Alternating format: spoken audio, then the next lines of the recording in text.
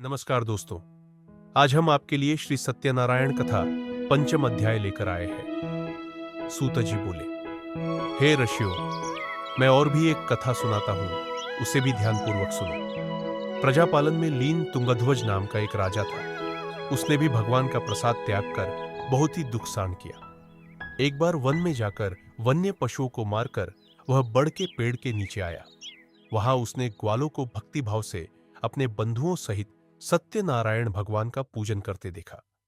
अभिमानवश राजा ने उन्हें देखकर भी पूजा स्थान में नहीं गया और ना ही उसने भगवान को नमस्कार किया। ग्वालों ने राजा को प्रसाद दिया, लेकिन उसने वह प्रसाद नहीं खाया और प्रसाद को वहीं छोड़ वह अपने नगर को चला गया। जब वह नगर में पहुंचा तो वहां सब कुछ तहस नहस हुआ पाया, तो वह शीघ्र ही समझ गया कि यह सब भगवान ने ही किया। वह दोबारा ग्वालों के पास पहुंचा और विधि पूर्वक पूजा करके प्रसाद खाया, तो श्री सत्यनारायण भगवान की कृपा से सब कुछ पहले जैसा हो गया।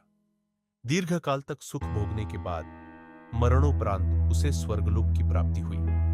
जो मनुष्य परम दुर्लभ इस व्रत को करेगा, तो भगवान सत्यनारायण की अनुकंपा से उसे धन धान्य की प्राप्ति होगी। निर्धन धनी हो जाता है और भय मुक्त हो जीवन जीता है। संतानहीन मनुष्य को संतान सुख मिलता है और सारे मनोरथ पूर्ण होने पर मानव अंतकाल में बैकुंठ धाम को जाता है। सूत जी बोले, जिन्होंने पहले इस व्रत को किया है, अब उनके दूसरे जन्म की कथा कहता हूं। वृद्ध शतानंद ब्राह्मण ने सुदामा का जन्म लेकर मोक्ष की प्राप्ति की। लकड़हारे ने अगले जन्म में निषाद बनकर मोक्ष प्राप्त किया। उल्कामुख नाम का राजा दशरथ होकर बैकुंठ को गए। साधु नाम के वैश्य ने मूर्ध्वज बनकर अपने पुत्र को आर्य से चीरकर मोक्ष पाया।